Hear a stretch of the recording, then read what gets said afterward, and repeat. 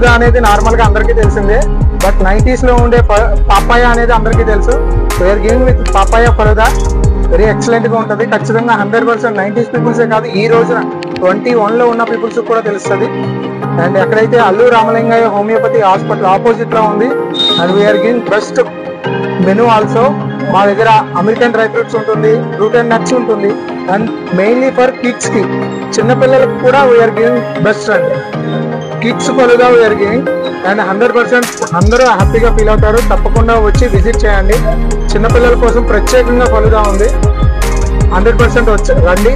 Thank you.